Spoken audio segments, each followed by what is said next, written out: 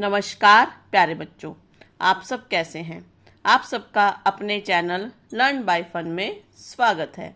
आज की इस वीडियो में हम बाल राम कथा के पाठ नंबर 7 सोने का हिरण के बारे में पढ़ेंगे। इस पाठ में हम पढ़ेंगे कि जो मारीच है उसने सोने के हिरण का रूप धारण कर लिया है और जो राम जी हैं वो सीता जी के आग्रह पर उस हिरण को पकड़ने के लिए उसके पीछे पीछे भागते हैं। और जब वो उनकी पकड़ में नहीं आता तो जो राम जी है वो उसको धनुष बाण से उसको तीर मारते हैं, जिससे वो घायल हो जाता है और वो अंत समय में हे लक्ष्मण हे सीते कहकर पुकारता है। और सीता को लगता है कि राम जी किसी बड़ी मुसीबत में हैं और वो लक्ष्मण को कहती है कि तुम्हें अपने भाई राम की मदद के लिए जाना चाहिए। लेकिन राम जी ने लक्ष्मण जी को आदेश दिया था कि ये जंगल मायावी राक्षसों से भरा हुआ है, सीता की सुरक्षा के लिए उन्हें अकेला नहीं छोड़ना है। परंतु सीता जी के बार बार आग्रह करने पर लक्ष्मण जी को उन्हें अकेला वन में छोड़ के जाना पड़ता है। तभी पीछे से जो रावण है वो एक तपस्वी का वेश धारण कर आते हैं और वो बड़ी चालाकी से सीता जी का अपहरण करके उन्हें अपनी लंका की नगरी में ले जाते हैं। ये था बच्चों पाठ का सारांश। विस्तार से अध्ययन अभी करते हैं। वीडियो शुरू करने से पहले बच्चों, अगर आप मेरे चैनल पर नए हैं और अब तक ने मेरे चैनल को सब्सक्राइब नहीं किया है तो प्लीज़ जल्दी से कर दीजिएगा। चलिए वीडियो की शुरुआत करते हैं। राम को कुटी से निकलते देखकर मायावी हिरण कुलाचे भरने लगा। कुलाचे मतलब लंबी लंबी डींगे। राम को बहुत छकाया मतलब उनको बहुत थका दिया। झाड़ियों में लुकता छिपता भागता वह राम को कुटी से बहुत दूर ले गया। कुटी मतलब झोपड़ी। राम जब भी उसे पकड़ने का प्रयास मतलब कोशिश करते, वह भागकर और दूर चला जाता। हिरण चालाक था। हिरण को न यहाँ पर मारीच। वह इतनी दूर कभी नहीं जाता था कि पहुंच से बाहर लगे। राम के सारे प्रयास विफल हुए। उन्होंने जितने भी कोशिश की वो क्या हुए, नाकामयाब हुए। वे हिरण को पकड़ नहीं पाए। उन्होंने उसे जीवित पकड़ने का विचार त्याग दिया। धनुष उठाया, निशाना साधा और एक बाण उस पर छोड़ दिया। बाण लगते हिरण गिर पड़ा। धरती पर गिरते ही मारीच अपने असली रूप में आ गया। जब राम जी ने उसे बाण मारा तो जो मारीच उसने हिरण का रूप छोड़ के वो अपने असली रूप में आ गया। मारीच ने माया से केवल अपना रूप नहीं बदला था, आवाज भी बदली थी। अपनी आवाज राम जैसी बना ली थी, क्योंकि जो मारीच था वो एक मायावी राक्षस था। उसे रूप बदलने के साथ साथ आवाज बदलनी भी आती थी। धरती पर पड़े हुए वह जोर से चिल्लाया, हा सीते हा लक्ष्मण। ध्वनि ऐसी थी जैसे बाण राम को लगा हो, क्योंकि मारीच ने राम की आवाज निकाली थी। वह सहायता के लिए पुकार रहे हों। बाण का प्रहार गहरा था। मारीच उसे अधिक देर तक सहन नहीं कर पाया। वह छटपटाता रहा, मतलब बेचैन होता रहा। जल्दी ही उसके प्राण पखेरु उड़ गए। प्राण पखेरु मतलब उसकी जान चली गई, वो मर गया। रावण एक विशाल वृक्ष के पीछे खड़ा था। विशाल वृक्ष मतलब बड़े पेड़ के पीछे खड़ा था। वह प्रसन्न था। उसकी चाल सफल हो गई थी। मारीच ने अपनी भूमिका अच्छी तरह निभाई थी। अब तक सब कुछ वैसा ही हुआ था जैसा उसने सोचा था। रावण ने सीता अपहरण के लिए जो प्लानिंग की थी वो बिल्कुल सक्सेसफुल हुई। जैसा उसने सोचा था वैसे ही हो रहा था। उसे राक्षस अकंपन की बात याद आई। अकंपन कौन था? जो खर और दूषण की सेना में था, और जब खर और दूषण का वध हो जाता है तो जो राक्षस अकंपन वो रावण को राम के पराक्रम के बारे में बताता है। सीता का हरण हो तो राम के प्राण निकल जाएंगे, वह निशक्त हो जाएंगे। वह अगले चरण की तैयारी में जुट गया। मारीच की पुकार राम ने सुनी। वह पास ही थे। उन्हें समझने में देर नहीं लगी कि पुकार की मंशा क्या है। जब मारीच ने कहा, हा सीते हा लक्ष्मण, तो राम जी समझ गए कि ये कोई बड़ा षड्यंत्र रचा गया है। मायावी मारीच की पूरी चाल उनके सामने खुल गई। हिरण जानबूझकर भागता रहा, उन्हें कुटिया से दूर ले जाने के लिए। वह षड्यंत्र का अगला चरण विफल करना चाहते थे। उनकी चाल में तेजी आ गई ताकि जल्दी कुटिया पहुंच सके। राम जी समझ चुके थे कि इस षड्यंत्र के पीछे बहुत बड़ा हाथ है, और वो जो दूसरा पड़ाव था, जो दूसरा स्टेप था षड्यंत्र का, उसको वो विफल करना चाहते थे। उसको मतलब वो कामयाब नहीं होने देना चाहते थे। इसलिए उन्होंने तेजी से चलना शुरू कर दिया ताकि वो कुटिया पहुंच सके। वह मायावी पुकार सीता और लक्ष्मण ने भी सुनी। जब मारीच था उसने जब कहा हा राम हा लक्ष्मण हा सीते, तो ऐसी पुकार सीता और लक्ष्मण ने भी सुनी। लक्ष्मण उसका रहस्य तत्काल समझ गए, राम की तरह, क्योंकि जो लक्ष्मण है वो जानते थे कि उनका जो भाई है राम वो बड़ा ही पराक्रम है, उन्हें कोई भी नहीं मार सकता। तो वो समझ गए थे कोई किसी मायावी राक्षस की कोई चाल है। उन्होंने बाण चढ़ाकर धनुष दृढ़ता से पकड़ लिया, चौकसी बढ़ा दी, चौकसी मतलब सावधानी में राक्षसों की अगली चाल का सामना करने के लिए तैयार थी। साथ ही उन्हें राम का आदेश याद था, उनके लौटने तक सीता की रक्षा। लक्ष्मण की ओर से इसमें चूक की कोई संभावना नहीं थी, चूक मतलब कोई भी गलती होने की। सीता वह आवाज सुनकर विचलित हो गई, घबरा गई। विचलित होना मतलब घबरा जाना, परेशान होना। दौड़कर कुटिया के द्वार पर आई, द्वार मतलब दरवाजा। उन्होंने लक्ष्मण से कहा, तुम जल्दी जाओ, जिस दिशा से आवाज आई है उसी ओर। तुम्हारे भाई किसी कठिन संकट में फंस गए हैं, उन्होंने सहायता के लिए पुकारा है। उनकी ऐसी कातर आवाज मैंने कभी नहीं सुनी, जाओ लक्ष्मण जल्दी। जब सीता जी राम जी की वो आवाज सुनती है जो कि मारीच ने निकाली थी, तो उन्हें लगा कि राम जी किसी संकट में हैं और उन्हें लक्ष्मण से कहा कि तुम्हें जाकर अपने भाई की मदद करनी चाहिए। आप चिंता न करें माते, लक्ष्मण ने सीता को आश्वस्त करते हुए कहा, कि भरोसा दिलाते हुए सांत्वना देते हुए कहा। राम संकट में नहीं है, हो ही नहीं सकते, उनका कोई कुछ नहीं बिगाड़ सकता। हमने जो आवाज सुनी वह बनावटी थी, मायावी राक्षसों की चाल है।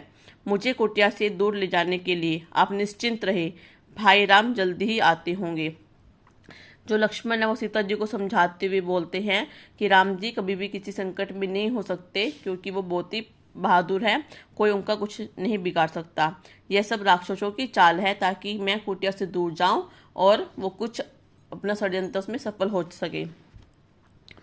सीता क्रोध से उबल पड़ी, उन्हें बहुत गुस्सा आया। लक्ष्मण का इस घड़ी में इतना शांत होना उन्हें समझ में नहीं आया।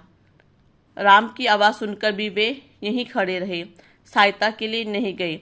सीता को इसके पीछे षड्यंत्र दिखाई दिया, लक्ष्मण की चाल। लगा कि लक्ष्मण राम का भला नहीं चाहते, उनके हितैषी नहीं हैं, चाहते हैं कि राम न रहे, मारे जाए, ताकि राजपट उन दोनों का हो जाए, उनके रास्ते का कांटा निकल जाए। तो सीता को बहुत गुस्सा आता है कि जब वो लक्ष्मण से कहती हैं कि तुम्हारे भाई संकट में हैं, परंतु लक्ष्मण उनकी मदद के लिए न जाकर उन्हें ही सांत्वना देते हैं। तो सीता जी को लगा ये जरूर दोनों भाइयों की कोई चाल है ताकि वो राम को मरने दे और सारा राजपाट के वो खुद ही हड़प ले। तुम्हारा मन पवित्र नहीं है, कलुषित है, पाप है उसमें। मैं समझ सकती हूँ तुम अपने भाई की सहायता के लिए क्यों नहीं जा सक रहे हो। सीता ने यहाँ तक कह दिया कि कहीं वे भरत की गुप्तचर तो नहीं है। तो सीता को बहुत गुस्सा आता है, तो वो सोचती है कि ये कोई भरत और लक्ष्मण की चाल है राम जी को उनके रास्ते से हटाने के लिए, ताकि वो राजपाट खुद हड़प सके। सीता की बातों से लक्ष्मण को गहरा आघात पहुंचा, आघात मतलब बहुत ही ठेस। उनका हृदय छलनी हो गया, पर उन्होंने पलटकर उत्तर नहीं दिया, संयम रखा मतलब धीरज रखा। सिर झुकाकर सब चुपचाप सुन लिया। वे सीता की पीड़ा समझ पा रहे थे, केवल इतना बोले, हे देवी, यह राक्षसों का छल है। खर दूषण के मारे जाने के बाद वे बौखला गए हैं, बौखला मतलब बहुत ज्यादा गुस्से में आ गए हैं, किसी तरह हमसे बदला लेना चाहते हैं। आप उनकी चाल में न आए, वे कुछ भी कर सकते हैं, मुझ पर विश्वास करें, राम को कुछ नहीं होगा। जब सीता जी ने लक्ष्मण जी को बहुत भला बुरा कहा कि तुम राम जी का भला नहीं चाहती, तुम उनकी हितैषी नहीं हो, तुम चाहते हो कि राम जी मर जाए, तुम सारा राजपाट हड़प लो, तो उन्हें इस बात का बहुत गहरा ठेस पहुंचती है, बहुत उनके हृदय को आघात होता है। लेकिन वो सीता जी की पीड़ा को समझते हुए मन में संयम धारण करते बोलते हैं कि सीता जी आप घबराई मत, कि राम को कुछ नहीं हो सकता, यह सब मायावी राक्षसों का खेल है। सीता का क्रोध और बढ़ गया, क्रोध में आंखों से आंसू बहने लगे। यह भी लग रहा था कि लक्ष्मण की बात सही न हो। यह डर था कि राम से बिछोड़ना, बिछा मतलब वियोग, यानी कि उनसे बिछड़ना ना पड़े। उन्होंने कहा, राम से बिछुड़कर मैं नहीं रह सकती, मैं जान दे दूंगी। हे लक्ष्मण, तुम उन्हें लेकर आओ। सीता का गुस्सा और बढ़ता जा रहा था। उन्हें कहीं पर तो लक्ष्मण की बातों पर विश्वास हो गया था कि शायद लक्ष्मण जी जो कह रहे हैं वो सही है। लक्ष्मण राम के लिए राम की आज्ञा का उल्लंघन कर रहे थे। उल्लंघन मतलब किसी की बात का मान न रखना। उन्होंने सीता को प्रणाम किया और राम की खोज में निकल पड़े। जो लक्ष्मण थे उन्होंने राम जी से, मतलब जो लक्ष्मण थे उनको राम जी ने आज्ञा दी थी कि वो कुटिया की देख रेख करे, उन पर चौकसी रखे, सीता की सुरक्षा करे। लक्ष्मण के जाते ही रावण आ पहुंचा, तपस्वियों जैसा जटाजूट वैसे ही वस्त्र। सीता ने साधु समझकर उसका स्वागत किया। रावण ने सीता के स्वरूप, संस्कार और साहस की प्रशंसा की। उसने सीता का परिचय प्राप्त करने के बाद कहा, सुमुखी, मैं रावण हूँ, राक्षसों का राजा, लंका अधिपति। मेरा नाम लेने पर लोग थरथरा उठते हैं, लेकिन तुम सुंदरी हो, सबसे अलग हो। तुम्हारे लिए मैं स्वयं चलकर आया हूँ। मेरे साथ चलो, सोने की लंका में रहो, मेरी रानी बनकर। जैसे ही लक्ष्मण जी राम जी की मदद के लिए जाते हैं तो पीछे से रावण आ जाते हैं तपस्वी का वेश धारण करके। तो सीता को लगा कि ये कोई साधु महात्मा है, तो वो उनका आदर सत्कार करती है। बाद में जो रावण है वो अपना असली परिचय देते हुए कहते हैं कि मैं कोई तपस्वी नहीं हूँ, मैं तो लंकाधिपति लंका का राजा रावण हूँ। मैं तुम्हारी सुंदरता की प्रशंसा सुनकर तुम्हें यहाँ पर लेने आया हूँ कि तुम वनों में रहने लायक नहीं हो, तुम्हें तो किसी की महलों की रानी बनकर रहना चाहिए। सीता क्रोधित हो उठी, कहा, मैं प्राण त्याग दूंगी, लेकिन तुम्हारे साथ नहीं जाऊंगी। जब सीता ने रावण की ऐसी बातें सुनी तो उन्हें बहुत गुस्सा आया। कहा, अगर तुमने मेरे साथ कुछ बुरा किया तो मैं अपनी जान दे दूंगी, परंतु तुम्हारे साथ नहीं जाऊंगी। मैं राम की पत्नी हूँ, वे महाबलशाली है, तुम्हें उनकी शक्ति का अनुमान नहीं है। तुम चले जाओ, नहीं तो तुम्हारा सर्वनाश हो जाएगा। सर्वनाश मतलब तुम मर जाओगे, सब कुछ तुम्हारा खत्म हो जाएगा। रावण ने सीता की बात अनसुनी कर दी। अनसुनी मतलब सुनकर भी किसी की बात को न मानना। खींचकर उन्हें रथ में बिठा लिया, जबरदस्ती उनका हाथ पकड़कर रथ में बिठा लिया। सीता प्रयास करती रही अपने आप को छुड़ाने के लिए, पर रावण के चंगुल से मुक्त नहीं हो सकी। स्वयं को असहाय पाकर वे विलाप करने लगी, क्योंकि राम और जो लक्ष्मण जी हैं वो दोनों कुटिया से बाहर है, मैं उसकी मदद के लिए नहीं आ सकती थी। स्वयं को वो मजबूर पाया उन्होंने और वे रोने लगी। हा राम, हा लक्ष्मण पुकारती रही। रावण का रथ लंका की ओर उड़ चला। मार्ग में वे पशुओं, पक्षियों, पर्वतों, नदियों से कहती जा रही थी कि कोई उनके राम को बता दे। रावण ने उनका हरण कर लिया है। गिद्धराज जटायु ने सीता का विलाप सुना। गिद्धराज जटायु कौन थे? जो उनके पिता दशरथ थे राम जी के, उनके मित्र। जब रावण सीता को उठाकर ले जा रहा तो सीता विलाप कर रही थी और वो जंगल के जो पशु पक्षी थे उन सबसे कह रही थी कि मुझे रावण उठाकर ले गया है और तुम सभी संदेश मेरा राम तक पहुंचा देना।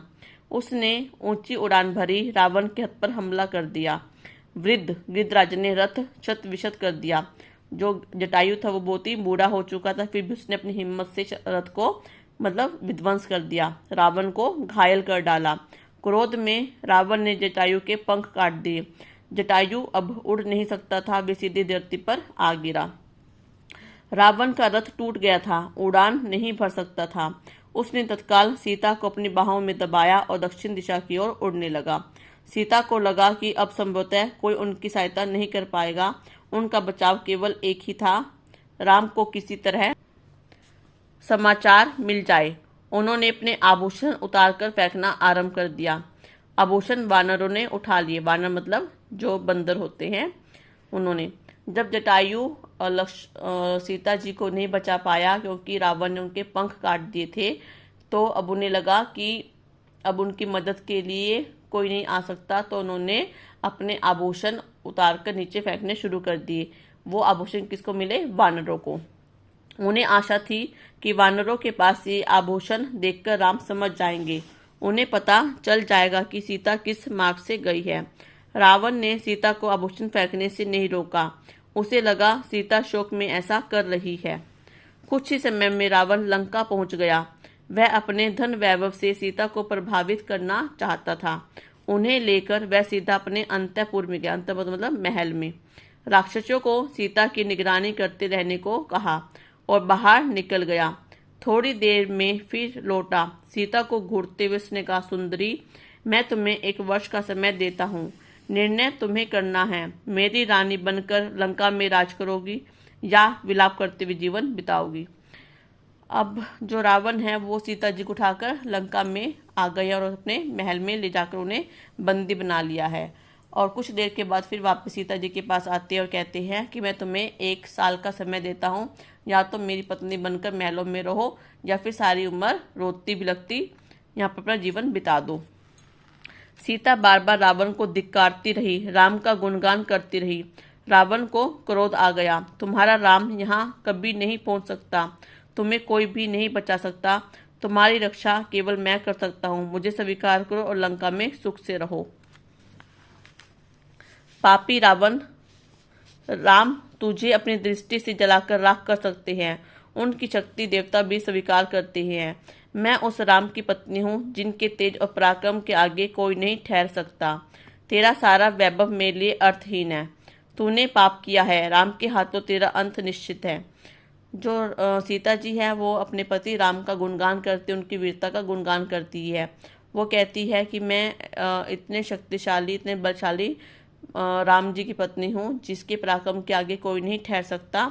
अगर वो चाहें तो तेरा अंत कर सकते हैं, और उनके पराक्रम के आगे तुम्हारा जो राजपाट है, जो वैभव, वो कुछ भी नहीं है, वो बिल्कुल शून्य है। राम की इतनी प्रशंसा सुनकर रावण कुछ चिंतित हो गया, परेशान हो गया। उसने सोचा खरदूषण को मारने वाला अवश्य शक्तिशाली होगा। उसने तत्काल अपने 8 सबसे बलिष्ठ मतलब बलशाली राक्षसों को बुलाया और कहा, तुम लोग पंचवटी जाओ, राम और लक्ष्मण वहीं रहते हैं, उनका एक एक समाचार मुझे मिलना चाहिए। दोनों पर निगरानी रखो, मौका मिलते उन्हें मार डालो। जब सीता जी के मुख से वो राम की इतनी प्रशंसा सुनते हैं तो रावण को कुछ परेशानी होती है। वो सोचते हैं कि खर और दूषण, ताड़का, मारिच जैसे राक्षसों को मारने वाले में जरूर कुछ खास बात होगी। तो वो अपने 8 राक्षसों को भेजते हैं कि तुम पंचवटी में जाकर राम और लक्ष्मण के ऊपर निगरानी रखो, उनकी पल पल की खबर मुझ तक दो और समय मिलते उनको मार डालो। उधर सीता को पाने के लिए रावण ने अपनी योजना बदली। उन्हें अंतःपुर से निकालकर अशोक वाटिका में बंदी बना दिया गया। पहरा कड़ा कर दिया गया। पहरा मतलब उनकी जो चौकसी थी, ताकि सीता पर नजर रख सके, वो उन्हें और भी कड़ा कर दिया। राक्षसों को स्पष्ट निर्देश मतलब इंस्ट्रक्शन थे, सीता को किसी तरह का शारीरिक कष्ट ना हो, उन्हें किसी तरह की शारीरिक वेदना ना हो, उन्हें कोई मारे पीटे ना, इसके मन को दुख पहुंचाओ, उन्हें सिर्फ मानसिक दुख देना है। अपमानित करो, उनकी मतलब बेइज्जती करो, उन्हें भला बुरा कहो, लेकिन सीता को कोई हाथ न लगाए, मतलब उन्हें शारीरिक वेदना न देकर मानसिक पीड़ा दी जाए।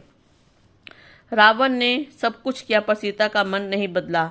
मैं बार बार राम का नाम लेती थी, शेरों के बीच हिरनी की तरह बैठी रहती थी, डरी सहमी, रो रो कर दिन काट रही थी। सोने के हिरण ने उन्हें सोने की लंका में पहुंचा दिया था, यहाँ से उन्हें राम ही बचा सकते थे। वह मन ही मन सोच रही थी कि उस सोने की हिरण ने, जिसको देखकर उनका मन ललचाया था, जिसको पाने के लिए उन्होंने राम जी को जंगल में भेजा था, उस हिरण की वजह से उन्हें अब सोने की लंका में आकर रहना पड़ रहा है और राम से उन्हें वियोग की जो पीड़ा है वो सहन करनी पड़ रही है।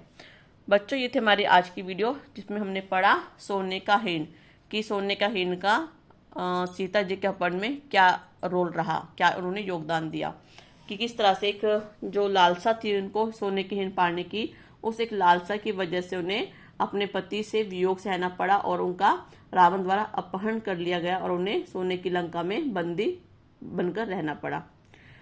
बच्चों, ये थे हमारे आज की वीडियो। आपको आज की वीडियो कैसी लगी प्लीज़ मुझे कमेंट सेक्शन में लिखकर जरूर बताइएगा। धन्यवाद।